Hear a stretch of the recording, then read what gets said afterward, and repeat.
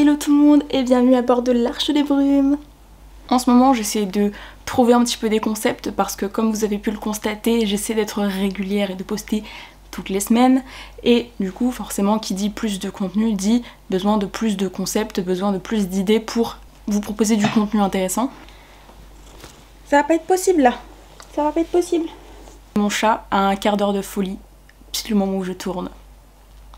Donc si jamais vous entendez des petits bruits, des petits roucoulements, c'est Clover, je m'en excuse par avance. En tout cas, c'est un concept relativement connu que j'ai récemment vu passer sur la chaîne d'Audrey, Le Souffle des mots, où je me suis dit que c'était l'occasion de refaire ce type de concept, j'espère que ça vous plaira. Donc c'est le fameux concept du un mot, un livre. J'avais donc mis une story sur Instagram, d'ailleurs mon Instagram est dans la barre d'infos si jamais ça vous intéresse, et j'ai demandé à ce que vous me donniez des mots, un mot, pour que je puisse associer ce mot à un livre. Et c'est ce que je vais vous proposer dans cette vidéo. J'ai eu énormément de mots qui m'ont été proposés, donc déjà merci beaucoup. Donc ça va me permettre de peut-être faire une deuxième vidéo avec les mots restants, si jamais le concept vous a plu. Pour le moment j'ai sélectionné 15 livres que je vais vous présenter dans cette vidéo. Et je m'étais mis un petit challenge à moi-même, déjà de ne pas mettre de côté les mots complètement abracadabrantesques qu'on aurait pu par facilité vouloir mettre de côté. Mais j'ai essayé également de ne vous proposer que des titres dont je ne parle pas souvent, peut-être même dont je n'ai jamais parlé sur la chaîne, en tout cas des livres que vous n'avez pas beaucoup vu passer sur la chaîne, ça c'est sûr. L'idée c'est vraiment de pouvoir vous parler de titres qui sont plutôt méconnus ou alors à propos desquels je ne vous ai jamais donné mon avis.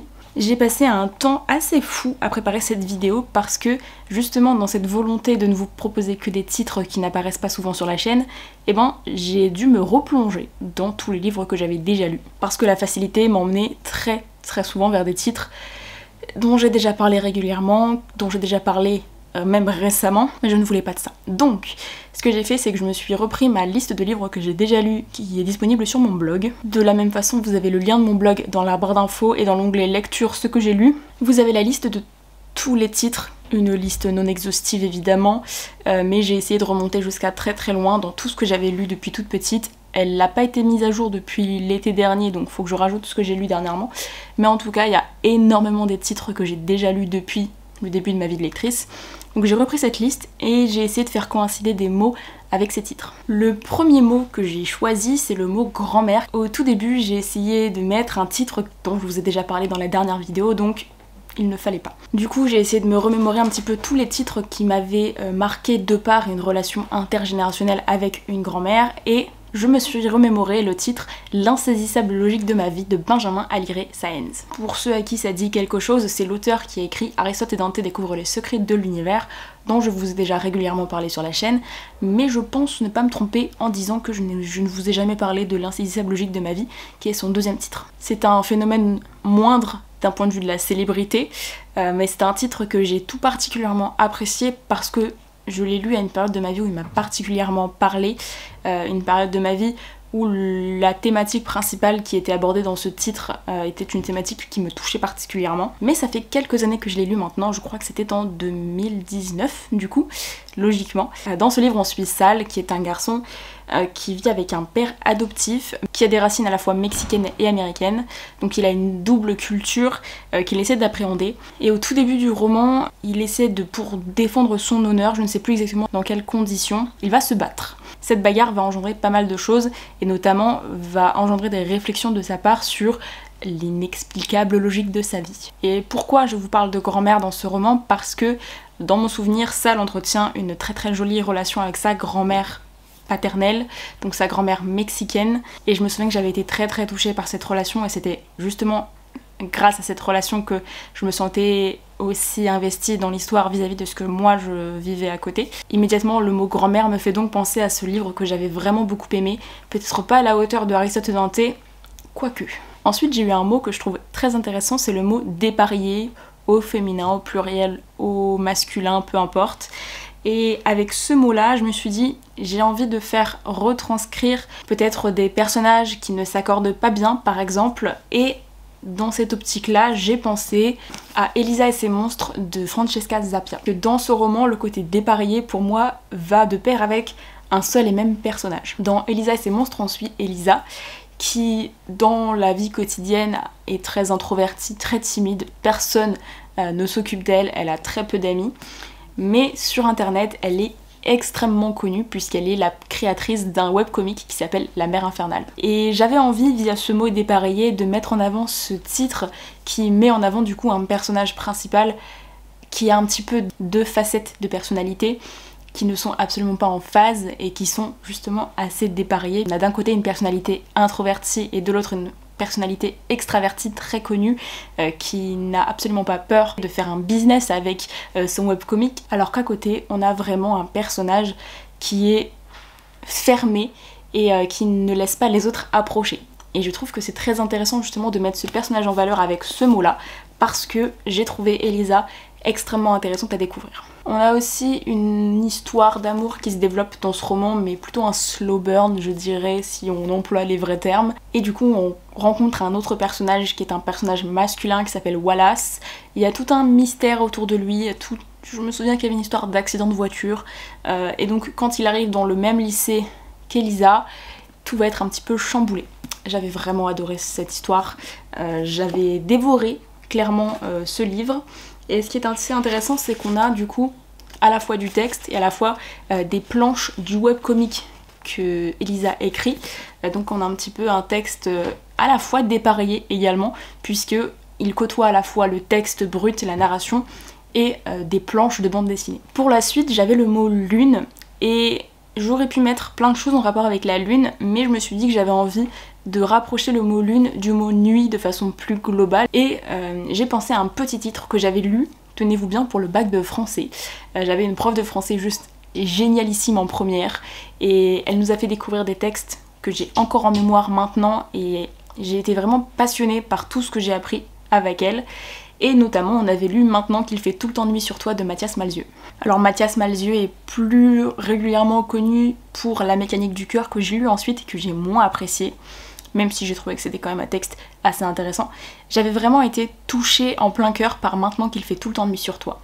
C'est un court récit qui côtoie l'onirisme, la thématique du deuil, qui est un petit peu brouillon en un sens, on a un petit peu l'impression de se lancer dedans et d'être dans un certain imbroglio d'émotions, de scènes un petit peu éparses et surtout d'un côté très surnaturel. Ce dont je me souviens de ce roman, c'est qu'il commence par un personnage principal masculin qui doit surmonter le décès de sa maman.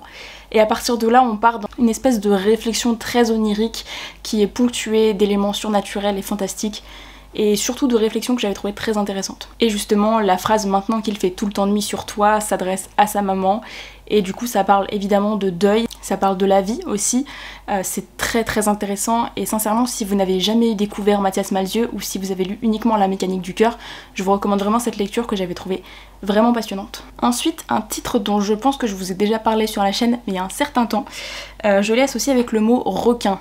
Donc le mot requin, j'aurais pu mettre plein de lectures que j'ai faites ces derniers temps parce que j'ai lu plein de titres qui étaient liés à l'univers maritime. Donc requin, je l'ai associé au mot mer, au mot océan et globalement au champ lexical de l'environnement marin.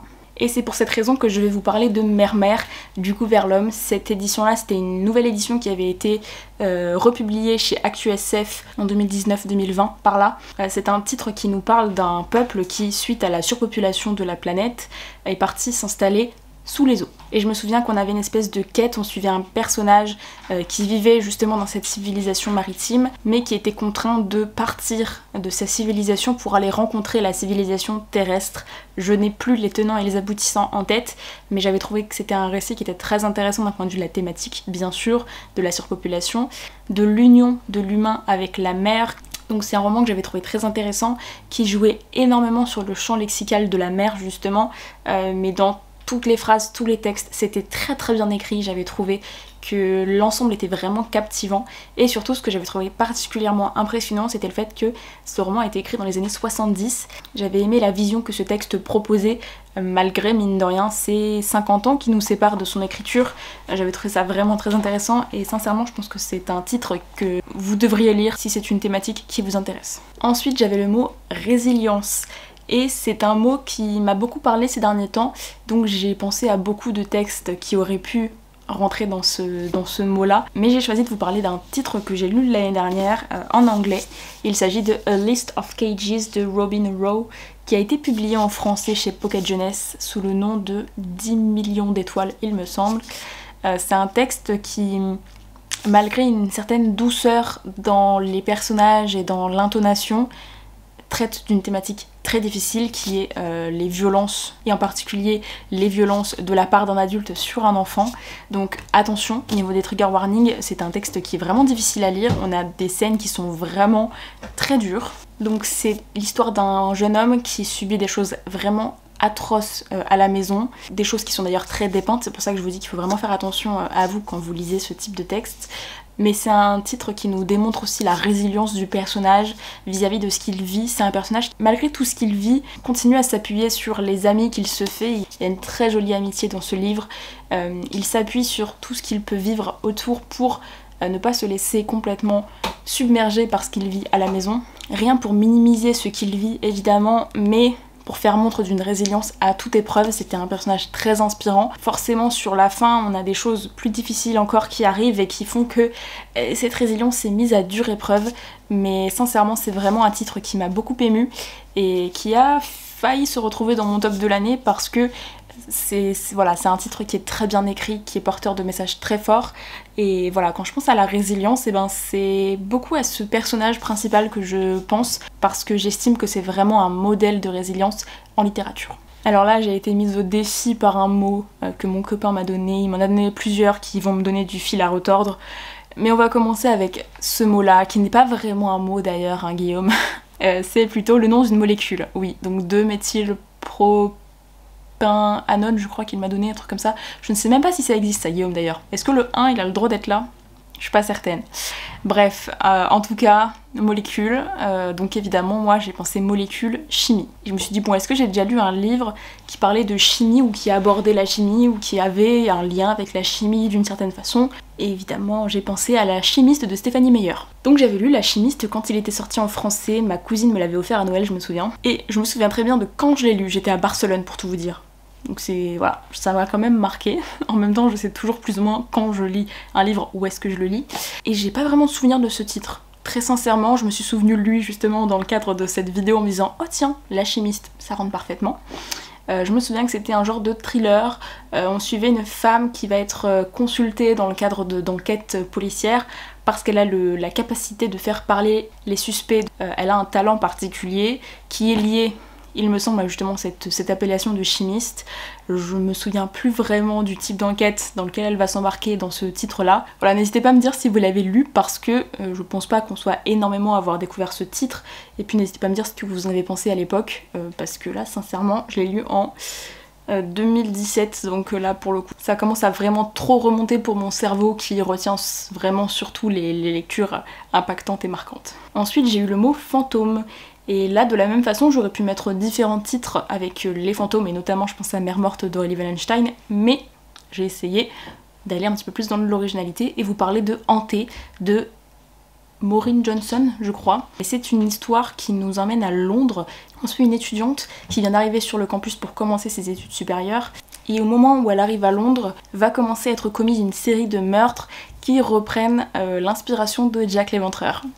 Yes! Sauf que malgré toutes les caméras de vidéosurveillance qui sont dans la ville, le meurtrier n'est jamais visible nulle part. On apprend donc au fur et à mesure du récit qu'il s'agit finalement d'un fantôme qui commet ces méfaits, puisque les fantômes vivent dans la ville autant que les êtres vivants, sauf qu'il y a une espèce de cloison entre leurs deux mondes et qu'ils ne peuvent pas interagir les uns avec les autres, sauf si les vivants ont vécu une espèce d'expérience de mort imminente qui permet de voir les fantômes, et sauf si du coup les fantômes ont assez d'entraînement pour réussir à interagir avec le monde du vivant. Je me souviens quand même globalement bien de cette histoire, je crois que j'avais relu 2 fois le premier tome pour enchaîner après avec la suite, donc c'est peut-être pour ça. Mais c'est une duologie, parce que j'ai jamais lu la suite, donc que j'avais bien aimé, je me souviens assez bien des personnages et de l'ambiance générale, c'était sympathique, donc si jamais vous arrivez à le trouver quelque part, parce que je doute qu'il soit encore édité, mais en tout cas c'était assez sympathique. Ensuite, dans la lignée des autres mot que mon copain m'a donné dans la liste, il y avait calendrage. Alors calendrage, c'est une opération papetière, donc c'est une opération dans le processus de fabrication du papier. Globalement, c'est une étape qui permet de venir modifier son état de surface, pour rester dans des choses assez simples. En tout cas voilà, c'est une étape du procédé de fabrication. Donc calendrage, vous vous doutez bien que j'allais pas trouver un titre qui parle de calendrage à moins de vous sortir mes livres de cours, ce qui n'a pas vraiment grand intérêt ici. Je me suis dit que j'allais vous parler d'un titre qui parlait du papier. Là j'aurais pu aller à nouveau vers la facilité et vers la papeterie de Tsubaki, dont je vous ai quand même beaucoup parlé ces derniers temps. Mais du coup j'ai pensé à un autre titre qui sur sa couverture avait des origamis. Donc origami dit papier. Donc je vais vous parler des derniers battements du cœur de Kelly York. Je me demande s'il n'y avait pas un deuxième auteur. C'est un titre que j'ai lu pour le coup vraiment très longtemps. Je pense que j'étais déjà sur les réseaux, mais c'était au tout début, peut-être 2017-2018. Pourquoi ça fait vraiment un long moment. Et on suit un personnage qui est atteint d'une maladie grave, je sais plus si c'était un cancer ou quelque chose comme ça, et que le traitement qu'il a commencé récemment ne fonctionne pas. Donc il décide d'arrêter et de simplement profiter des derniers jours, semaines qui lui restent. Il décide de partir en road trip avec sa meilleure amie, je crois, quelque chose comme ça. Sauf que, bon, romance, est-ce que cette personne ne va pas finalement réussir à lui faire changer d'avis sur la continuité de son traitement ou pas? Vous le découvrirez. Quel suspense! C'est dans la lignée des titres young adult qui sont beaucoup sortis à une époque qui traitaient de la maladie. Je suis pas extrêmement fan de ces titres-là maintenant que j'y repense. Sur le moment c'était assez sympathique, je me souviens avoir plutôt apprécié ma lecture et surtout je me souviens l'avoir dévoré. Après je suis généralement pas une grande fan de tous les tropes road trip. C'est pas quelque chose qui me plaît particulièrement, même si il y a quelques exceptions évidemment. Mais c'est vrai que c'est pas un trope qui me plaît particulièrement. Et donc avec ce titre, voilà, la preuve c'est que je n'ai pas beaucoup de souvenirs et que j'ai relu le résumé pour pouvoir vous le sortir maintenant parce que sincèrement je n'avais plus aucune idée. Mais donc calendrage, papier, origami, couverture avec des origamis, il y a un lien. Et le mot cuisine, je pensais avoir plus d'idées que ça, finalement ça a été un petit peu compliqué, j'aurais voulu peut-être vous parler de la passeuse de mots parce que l'héroïne a une maman qui est pâtissière, mais toujours la même réflexion, c'est un titre dont je vous parle assez régulièrement. Par contre, j'ai pensé à un autre titre que j'avais lu il y a quelques années maintenant, qui est Heartless de Marissa Meyer, qui est une réécriture d'Alice au Pays des Merveilles, mais on suit la Dame de Cœur et son passé, surtout comment elle en est arrivée à devenir la Dame de Cœur. C'est un roman que j'avais beaucoup aimé, qui m'avait beaucoup marqué, notamment parce que j'avais trouvé les personnages très incarnés, et notamment le personnage du bouffon. C'était une réécriture intéressante, que j'avais vraiment appréciée, j'avais aimé avoir cette explication entre gros guillemets sur le passé de la Reine de Cœur et la raison pour laquelle elle est devenue la personne qu'elle est dans Alice au Pays des Merveilles.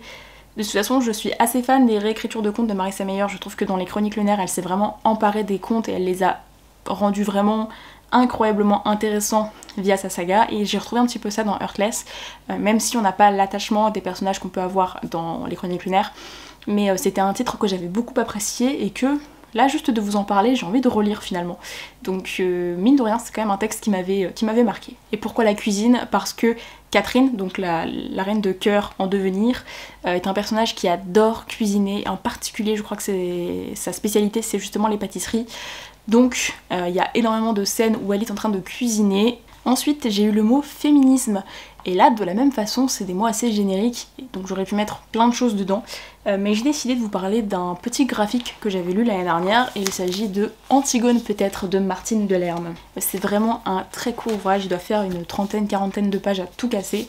Et c'est une réédition avec des illustrations et un petit peu de texte. Voilà, le texte intégral tient sur une double page, donc c'est vraiment très rapide à lire, mais c'est extrêmement impactant dans la vision des femmes et dans justement cette thématique de féminisme qu'il aborde de façon assez grandiose. Je peux pas vous en dire énormément puisque évidemment c'est très court, mais si vous avez envie de vous confronter à ce type de thématique, surtout dans un format aussi court, peut-être même adressé à des enfants finalement, parce que c'est un petit peu la cible, je vous le recommande. Il y a de très belles illustrations qui sont assez impactantes, je trouve. C'était vraiment bien, donc je vous le recommande si vous avez envie de ce type de lecture. Ensuite, Gradiella m'a donné le mot champignon. Et là, de la même façon, c'est plus Une expérience personnelle qui me fait penser à ce titre plus que le titre en lui-même, c'est Les Belles Vies de Benoît Mainville, que j'avais lu il y a quelques années aussi. Et pourquoi ça me fait penser aux champignons? Parce que à un moment donné dans le roman, ils partent à la cueillette de cèpes, sauf qu'ils sont au mois de juillet, et que moi, dans mes souvenirs, en tout cas, on va chercher les cèpes plutôt en octobre, fin septembre, octobre, début novembre, mais jamais en juillet. Donc sur le coup, ça m'avait un petit peu interpellée. Je m'étais dit, voilà, je pense que l'auteur n'a pas bien fait ses recherches parce qu'on ne cherche pas les cèpes en juillet. Et en fait, il s'avère qu'a priori, dans certaines parties de la France, si, on peut trouver des cèpes en juillet. Donc voilà, ça me fait penser aux champignons, ce titre, parce que je m'étais un petit peu renseignée finalement sur la période de cueillette des cèpes à la suite de cette lecture. Donc c'est plus une expérience personnelle qui me fait penser à ça. Mais du coup, dans ce roman, on suivait deux jeunes de banlieue, vous allez comprendre parce que c'est le genre de choses qui, moi, ne me plaisent plus beaucoup. Donc deux jeunes de banlieue qui partent dans la Nièvre, si je ne dis pas de bêtises, parce que redressement juvénile. On les envoie dans une espèce de famille d'accueil pendant tout un été pour qu'ils essaient de penser à ce qu'ils ont fait. Ils vont donc côtoyer d'autres jeunes, ils vont côtoyer une famille d'accueil qui va... alors la main sur le cœur, clairement. Ils vont découvrir la Nièvre et du coup la cueillette de champignons. C'est un texte qui me perturbe un petit peu parce que j'en ai un petit peu marre de tous ces textes qui parlent des jeunes de banlieue, de ces jeunes qui veulent se repentir de leurs méfaits, dont il suffit qu'ils passent un été dans la Nièvre pour se repentir et devenir des gens bien. Voilà, ça m'énerve un peu. Parce que je trouve que ça véhicule une image pas forcément la bonne. J'avais lu aussi Mauvaise Graine, qui était une sorte de suite puisqu'on suivait l'un des deux personnages quelques années plus tard. Je pense qu'il avait une trentaine d'années dans Mauvaise Graine. Et ça m'avait un petit peu plus plu parce qu'on parlait de sport, de foot, mais on avait aussi des thématiques assez similaires au premier. Et voilà, c'est des thématiques qui, moi, m'embêtent un peu en fait en littérature, desquelles j'essaie vraiment de m'éloigner parce que ça ne correspond plus du tout à ce que moi j'aime dans mes lectures. Ensuite, j'avais le mot délicatesse, et il y a plein de mots comme ça, très positifs, comme la délicatesse, comme lumière, lumineux, qui m'ont un petit peu donné du fil à retordre parce que je me suis rendu compte que c'était difficile de trouver une lecture parmi toutes celles que j'ai faites qui ont un aspect très lumineux, très délicat dans leur ensemble. Pour autant, j'ai quand même pensé à un petit manga que je trouve très très chouette, qui est en 5 tomes, et c'est BL Métamorphose de Kaori Tsurutani. Et du coup, BL Métamorphose, c'est pour Boys Love Métamorphose. On suit du coup une jeune et une grand-mère qui vont se rencontrer au détour d'une librairie au rayon justement des yaoi, et qui vont du coup se lier d'amitié autour de cette passion commune. C'est donc, comme je vous le disais, une petite saga en 5 tomes, je crois que je n'ai jamais lu le dernier d'ailleurs. Faudrait que je m'y mette. Mais c'est tout délicat, c'est un petit bonbon sucré à se mettre sous la langue. Je vous le recommande vraiment si vous avez envie justement d'une petite lecture doudou, d'un petit manga qui se lit très bien et qui parle de thématiques toutes mignonnes, et en plus dans lequel il y a une jolie relation intergénérationnelle. Ensuite, j'avais le mot espoir, et pour le mot espoir, j'ai choisi de vous donner le titre La Chambre des Merveilles de Julien Sandrel, qui est quand même relativement connu puisqu'il a été adapté récemment en film et en pièce de théâtre d'ailleurs. Dans ce livre, on suit une maman et son garçon qui a 15-16 ans je dirais, et au tout début du récit, il y a un accident. Et l'adolescent tombe dans le coma, je crois. Il a un accident de skateboard pendant que sa mère est au téléphone et qu'elle ne le surveille pas, entre guillemets. Et donc il tombe dans le coma, et donc on va suivre sa maman pendant cette période-là où son fils est inconscient, et elle va décider de réaliser les rêves de son fils en son absence. Donc il avait fait une liste de choses à faire avant de mourir, et elle va décider de réaliser tous ces rêves-là. Donc elle part aux quatre coins du monde, elle se lance dans des aventures plus périlleuses les unes que les autres. C'est un roman du coup qui véhicule de l'espoir d'une certaine façon, puisque finalement cette maman qui part réaliser les rêves de son fils, elle le fait globalement pour que justement ça ramène son fils à la vie. Donc je crois qu'elle est filmée et c'est retransmis dans la chambre d'hôpital de son fils où elle lui parle, où elle lui raconte ses aventures. Et donc on a l'espoir finalement qu'à la fin du roman, l'adolescent se réveille. C'est un titre que j'avais beaucoup apprécié parce que c'est un titre évidemment qui est émouvant, qui est plutôt bien écrit. J'avais apprécié les personnages, j'avais aimé l'intrigue de base, le concept de base, et je suis assez curieuse d'ailleurs de regarder le film qui m'a l'air assez sympathique. J'ai eu le mot soleil. Et Soleil, pour moi, c'est un titre. C'est le roman Je suis ton soleil de Marie Pavlenko. C'est un roman, déjà, quand on le regarde, il brille. Il brille de mille feux, on dirait un petit soleil. le titre parle de lui-même. Pour autant, c'est un roman qui traite pas forcément que de thématiques joyeuses et lumineuses et solaires, parce que on suit une jeune fille au lycée qui voit sa maman tomber dans des comportements obsessionnels et qui l'inquiète beaucoup. On parle aussi d'amitié beaucoup dans ce titre, mais aussi du coup cette descente un petit peu aux enfers auprès de sa maman qui ne va pas bien du tout, ce qui va aussi beaucoup l'impacter elle d'un point de vue psychologique. C'est un roman magnifique, sincèrement juste là de vous en reparler j'ai envie de le relire aussi. D'une façon générale j'aime beaucoup ce que propose Marie Pavlenko, je suis aussi très fan d'Ainsi petit oiseau de la même autrice. Donc je vous recommande vraiment la lecture de ces deux titres qui sont vraiment pour moi des must-read. Et enfin j'avais le mot sœur au pluriel et je me suis rendu compte d'une chose à nouveau en relisant ma liste, c'est que on avait énormément, en tout cas dans ce que je lis, d'histoires qui parlaient de frères, de fraternité, de fratrie avec peut-être un frère et une sœur, mais globalement dans les histoires où il y a vraiment des sœurs à proprement parler, soit c'est secondaire, soit c'est toxique. Donc c'est pas terrible, voilà. J'avais pas du tout envie de vous proposer ce type de titre et ça m'a fait un petit peu repenser à voilà, ce que je lis dans ma vie de tous les jours parce que ça m'a un petit peu remise en question quand même. Mais du coup j'ai quand même réussi à trouver un titre que je trouve très intéressant. J'aurais pu vous donner le fameux Les 4 filles du docteur March, mais je pense sincèrement que c'est un petit peu le titre phare si on veut parler de sororité et de sœurs. Donc je vous le dis quand même, ça peut rentrer, mais évidemment j'ai envie de vous parler d'autre chose. Et en particulier, je vais vous parler de Summer Bird Blue de Akemi Dawn Bowman. Là, c'est la version anglaise et je me demande s'il est sorti en français. Je ne crois pas. Je ne crois pas qu'il soit encore sorti en français. C'est un titre que j'ai lu l'année dernière et qui a aussi failli atterrir dans mon top 10. Malheureusement, comme A List of Cages, il y avait d'autres titres qui l'ont surpassé. Pourquoi on parle de sœurs? C'est assez triste quand même, je vous préviens.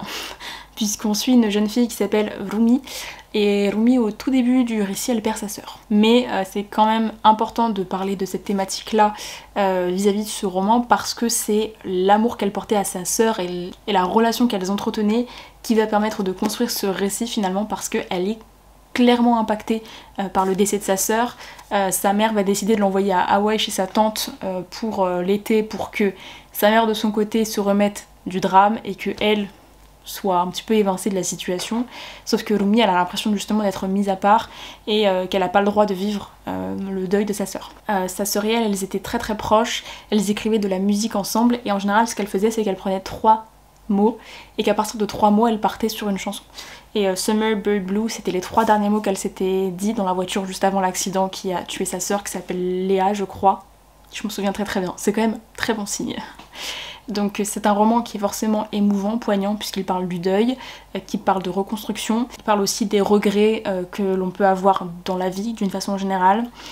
Ça parle forcément de l'amour d'une sœur, ça parle de l'amour familial d'une façon générale. Il y a une romance qui se met en place aussi, qui va permettre à Rumi de finalement passer un été pas forcément joyeux, j'irai pas jusque là, mais qui va permettre quand même qu'elle profite de son été à Hawaï. C'est un surfeur je crois en plus, donc il y a un côté très cliché derrière, mais je trouve que les thématiques sont bien abordées et que grâce à ça du coup c'est un livre qui mérite complètement d'être lu. Et j'ai terminé la première liste que je m'étais faite, donc n'hésitez pas à me dire en commentaire si ça vous plairait d'avoir le reste de la liste bien sûr. N'hésitez pas aussi à me dire si vous avez lu certains de ces livres ou si certains vous tentent. Si vous avez des envies particulières de vidéos, n'hésitez pas à me les donner en commentaire pour que je puisse un petit peu prévoir les prochaines semaines de publication, en sachant que je ne ferai pas de bookshelf tour ni de choses s'en rapprochant pour le moment parce que j'ai une partie de mes livres ici, mais une grande partie est en carton à 800 km, 900 km d'ici, donc je préférerais vous proposer un bookshelf tour le jour où j'aurai vraiment une vraie bibliothèque à moi. Mais outre ce concept là, n'hésitez pas à me donner d'autres idées, de choses que vous aimeriez voir sur la chaîne. Dites-moi aussi si ces mots là vous ont inspiré à vous d'autres titres. Là-dessus je vous souhaite de très très belles lectures et je vous retrouve très bientôt à bord de l'Arche des Brumes. Ciao!